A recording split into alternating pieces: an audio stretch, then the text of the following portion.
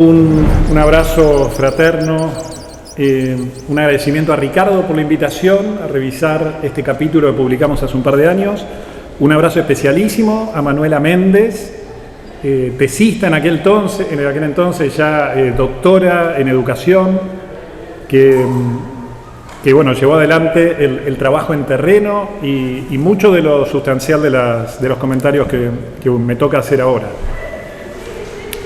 En los próximos 20 o 25 minutos yo los quiero invitar a jugar con esta metáfora de la jardinera del desierto andino, a jugar, a seriamente perder el tiempo académicamente, enlenteciendo la jornada del día a día, intentando ver en donde aparentemente no hay nada, relaciones de cuidado. Esa es la invitación. Es linda la oportunidad de volver a visitar un escrito que uno hizo hace un par de años, en la medida que te permite volver a conectarte con cuáles eran los argumentos que eran importantes para vos en el momento de escribir. La distancia te da a veces una profundidad distinta y a veces un poder de crítica sobre el propio trabajo más agudo. Creo que hay dos afirmaciones que recorren el texto transversalmente, este capítulo del libro que mencionaba Ricardo. La primera afirmación es que llamamos desierto a la red de la vida con la que aún no hemos conectado. Lo juzgamos desierto, pero es una oportunidad todavía no aprovechada. Y la segunda afirmación que recorre todo el capítulo es que hay ejercicios, yo diría pedagógicos, trabajo en la Facultad de Educación, formo en filosofía a muchos de los futuros profesores de Chile.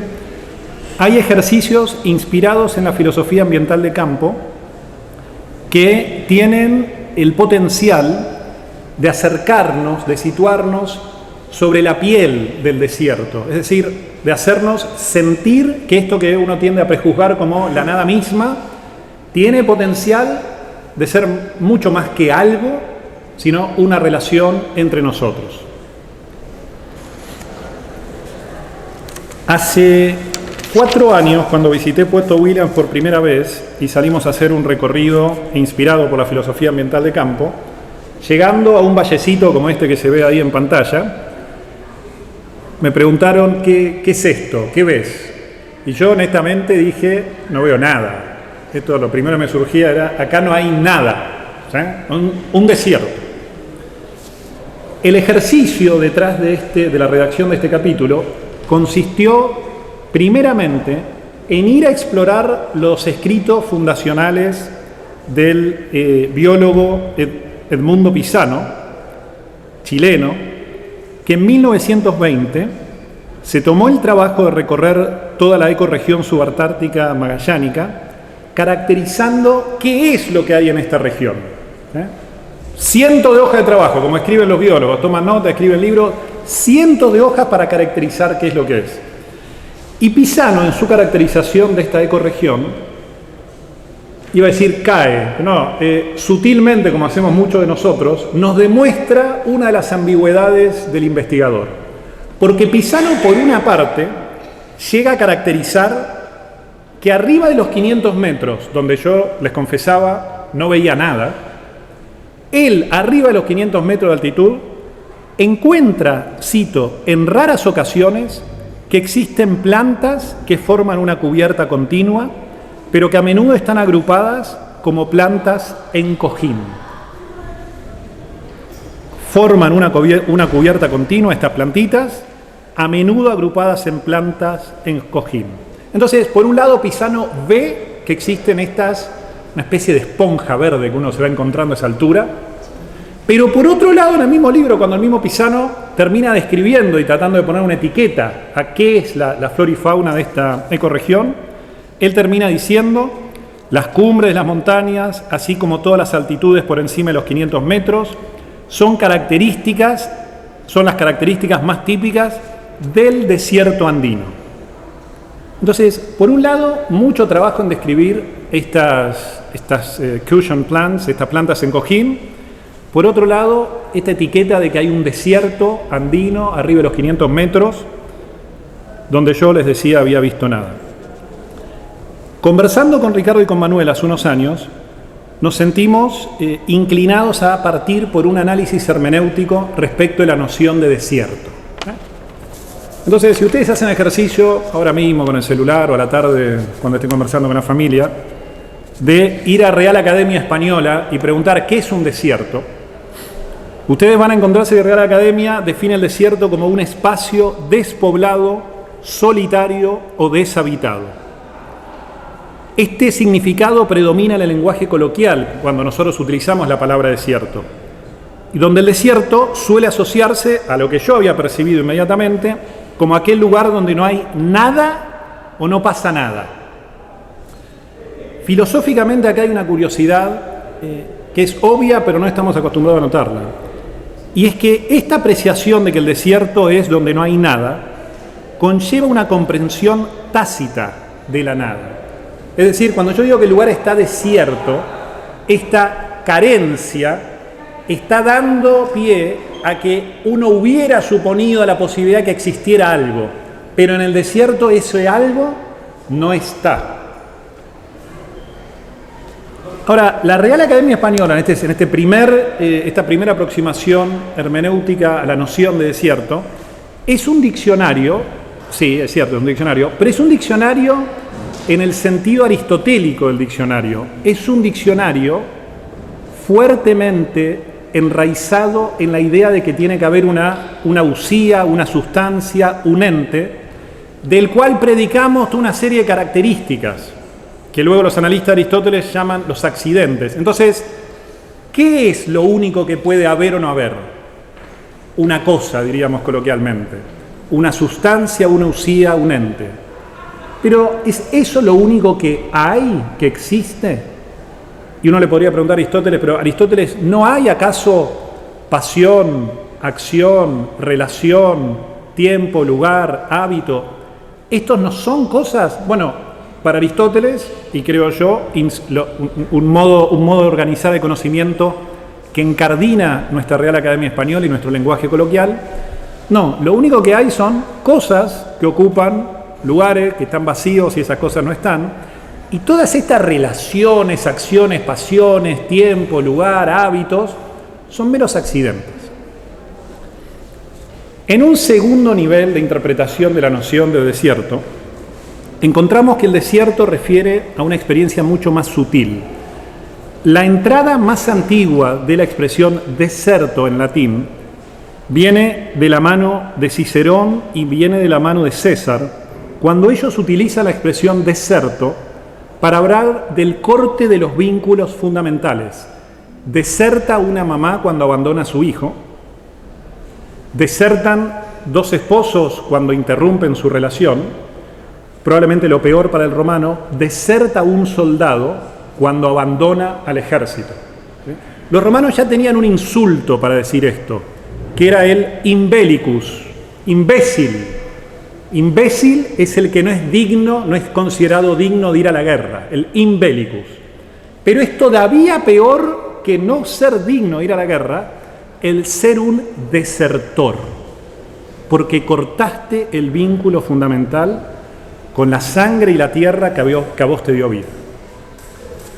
En un tercerísimo nivel de interpretación respecto de qué es el desierto, encontramos en la tradición judeo-cristiana el desierto como este lugar de ámbito espiritual, este retiro.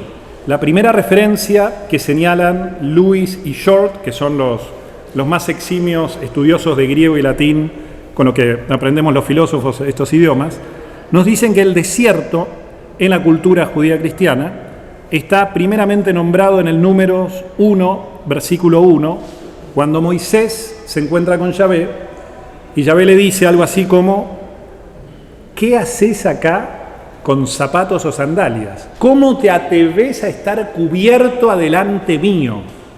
Descubrite, sacate estos zapatos porque esta es tierra sagrada. Uno frente a Dios siempre está desnudo. O dicho, desde el punto de vista de Dios, Dios nos ve a través. ¿sí? No solamente desnudo desde el punto de vista físico, no es que no los ve, nos ve con rayos X, nos ve en la mayor intimidad que nadie más nos puede ver, más íntimo que nosotros mismos, decir. Entonces, el desierto de la Real Academia es este desierto muy condicionado por la cultura aristotélica de definir algo como lo único decisivo, y si no está ese algo, luego un desierto vacío.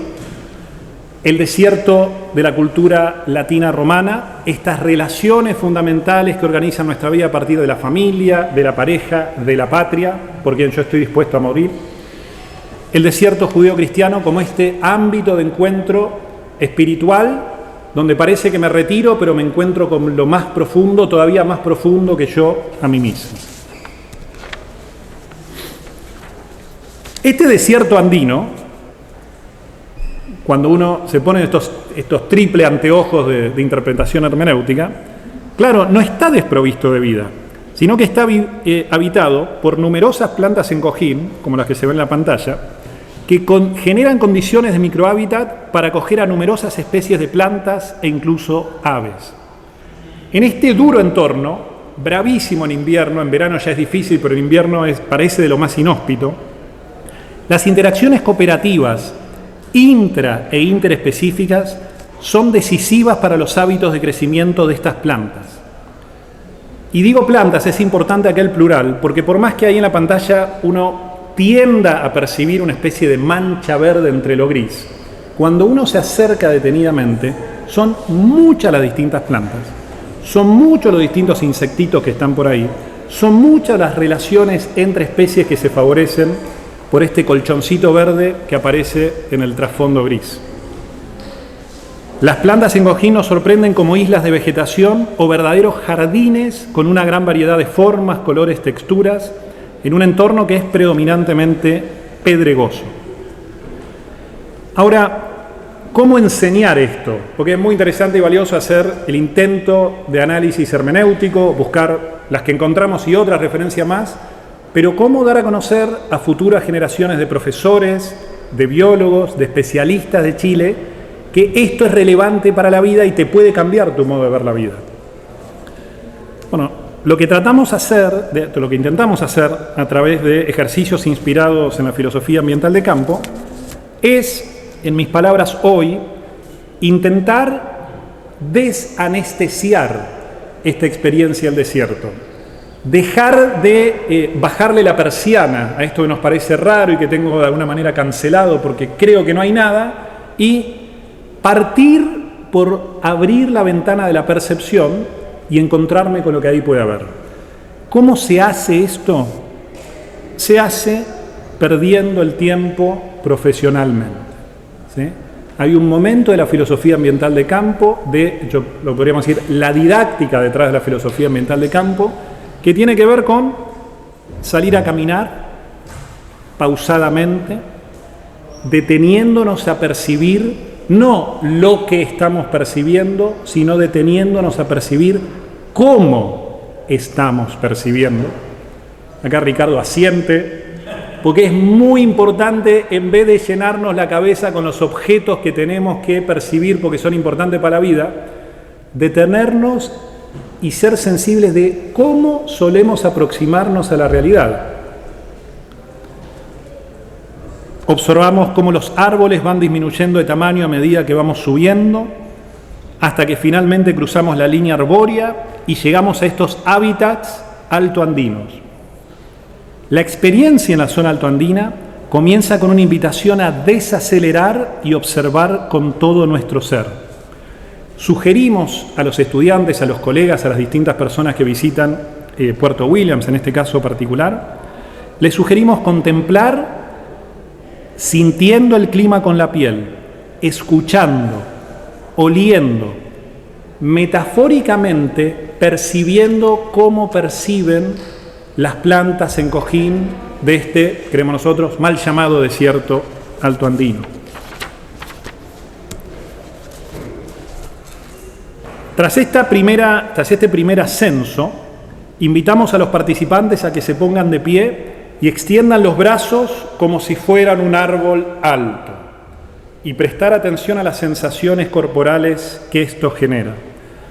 Ustedes se imaginan lo que es Puerto Williams con el viento que hay todo el año. Cuando uno se para sobre la montaña y te extendés así, claro, me están mirando los que estuvieron ahí, uno recuerda sensorialmente, pucha, sos una vela, parece que te va a llevar volando esto, ¿sí?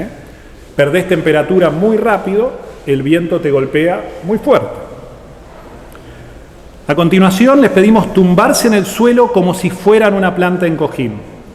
Y les preguntamos por las sensaciones que se activan en este cambio, de lo vertical extendido a máxima envergadura de árbol, hasta yacer completamente estirado sobre esta piedra. Y obviamente, ustedes se lo están imaginando, cuando uno se tira sobre el suelo en esta zona de mucho viento, bueno, sentís menos la pérdida de temperatura por el viento, sentís que el viento te golpea mucho menos. Y al momento de pedirle a estos estudiantes, jóvenes, colegas, que describan sus sensaciones, empiezan a darse cuenta que en la medida en que se van acercando, así como reptando por el suelo, empieza a aumentar la temperatura. De hecho, la persona que está en el centro de este tipo de reunión empieza a transpirar. Esto lo hemos probado hasta en clase acá en la Facultad de Educación y uno transpira a gota gorda, ¿sí? No transpira de verdad. Les pedimos permanecer juntos a nivel suelo y a partir de esta experiencia comprendemos que en la naturaleza, al igual que en la sociedad humana, no solamente hay competencia del sálvese quien pueda. Está de moda estas semanas el Eternauta, ¿sí? Cuando el Eternauta repite hasta el hartazgo, y esto está mejor en el cómic, creo yo, que en Netflix, cuando repite en el cómic, nadie se salva solo. Y no existe un héroe individual, sino solo héroes colectivos. Hay algo ahí que Oesterheld en Netflix, en el original, logra conectar, que está latiendo para que nosotros lo conectemos con la enseñanza que podemos recibir de estas plantitas que crecen en el Alto Andino. No solo hay competencia, sino también mucha colaboración y simbiosis para cohabitar y florecer. Como si fueran, dice nuestra colega Manuela Méndez, como si fueran oasis en los desiertos, incluso en los más duros ambientes de las cumbres altoandinas subantárticas.